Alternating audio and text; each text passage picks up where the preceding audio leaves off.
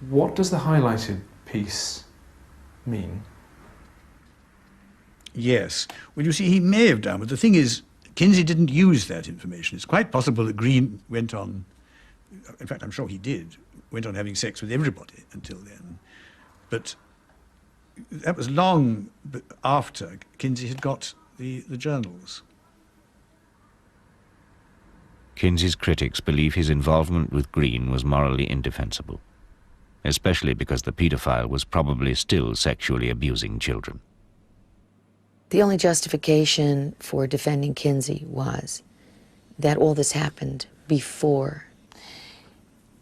If Green was sexually abusing children to 1954, Kinsey's last book came out in 1953.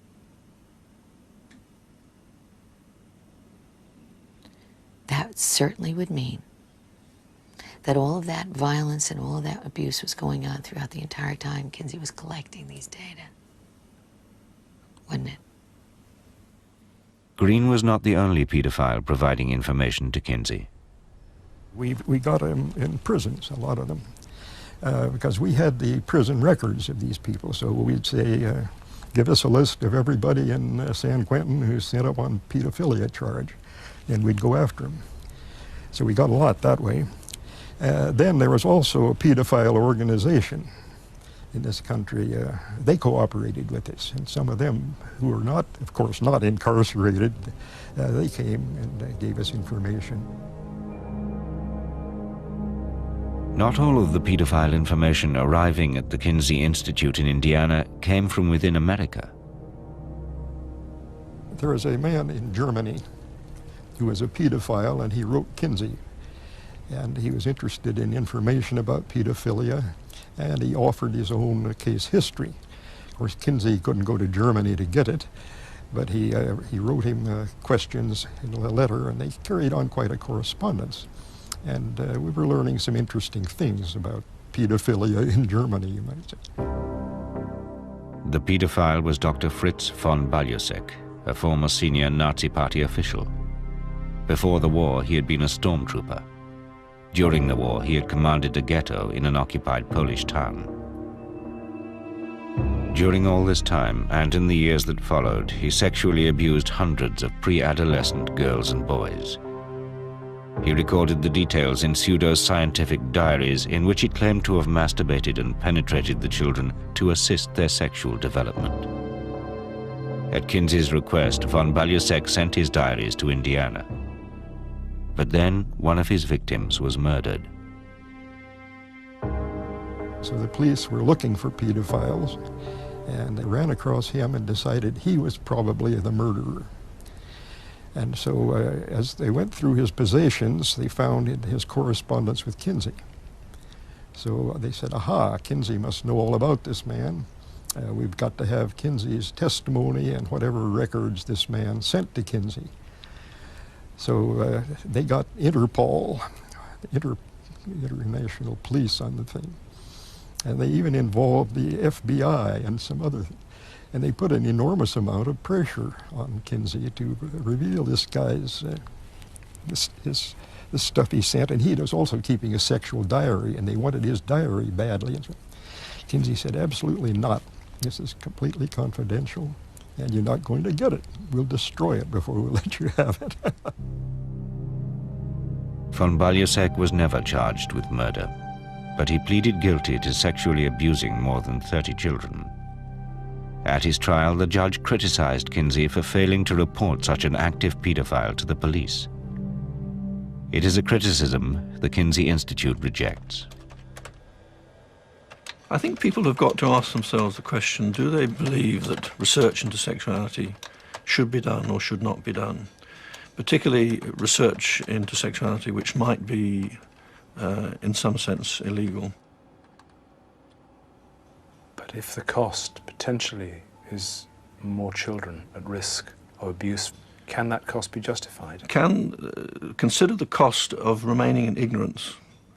Unless we know about these behaviours, we'll be in a much worse position than if we have more information about them. That was Kinsey's view. John Bancroft is adamant that Kinsey never did more than accept reports from paedophiles on their sexual activity. Kinsey didn't ask anybody to carry out any particular form of sexual behaviour. He simply asked them to let him know of their experiences that they'd had. But at von Baljasek's trial, an exchange between the judge and the paedophile seemed to suggest otherwise. The judge said, I had the impression that you got to the children in order to impress Kinsey and to deliver him material. And von Baljasek replied, Kinsey himself asked me for that. If the judge's impression was correct, and if von Baljasek was telling the truth, it would be evidence of Kinsey's involvement in ongoing child sexual abuse. It tells me that von Baljasek, who was not a sex researcher, got his directions as to how to do the, quote, scientific part of the research from Dr. Kinsey, that he was directed. Over the years, people have used their contacts with Kinsey in a variety of ways, and it's not surprising that if someone's being charged with an offence, if they can bring Kinsey's name in, they will do, in the hope that it might mitigate their case. But Kinsey was not responsible for what that man was doing, nor did he encourage it. The key to resolving Kinsey's involvement with child sexual abuse is in von Baljasek's diaries, but the Kinsey Institute refuses to release them. However, for more than 15 years, Kinsey appealed to people of all sexual orientations to send him information. In at least some of these appeals, he seemed prepared to give instructions on how to record their sexual activity. Persons who have kept calendars or who are willing to begin keeping day-by-day calendars showing the source and frequency of their sexual outlet are urged to write to us for instructions. So many people responded that the Kinsey Institute has never been able to catalogue their material, and today has no idea who sent in which diaries. But the Institute says it has long been expecting to hear from someone claiming to be a victim of Kinsey's paedophile correspondence.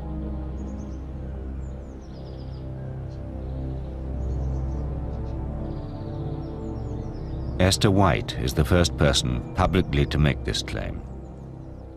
Esther's family had a long-standing connection with Kinsey. Her grandfather attended Indiana University with him. But Esther came from an incestuous family. She claims she was abused first by her grandfather and later by her father. The abuse started with my father, I think, as a very young child, probably about age 7. My father started a loving, concerned, petting kind of an affection. And when the opportunity came along, he took the opportunity to turn that from affection into what he called affection and love, into a sexual relationship, intercourse, oral copulation, ugly things that I don't like to talk about. Based on what her father told her, Esther believes he was one of the pedophiles who provided information to Kinsey. My father actually did mail in some questionnaires, I believe, to the Kinsey Institute about the sexual abuse that he was doing on me. At the very peak of when all the abuse was going on, there was a paper in a brown envelope, and it was kind of halfway out of the envelope. It was a summer afternoon, and I don't know why I remember there was a warm breeze blowing through the bedroom window. The envelope had blown a little bit, and I went to put it back on the dresser, and I saw that there were questions there. And it was a whole series of questions with little boxes in front of them.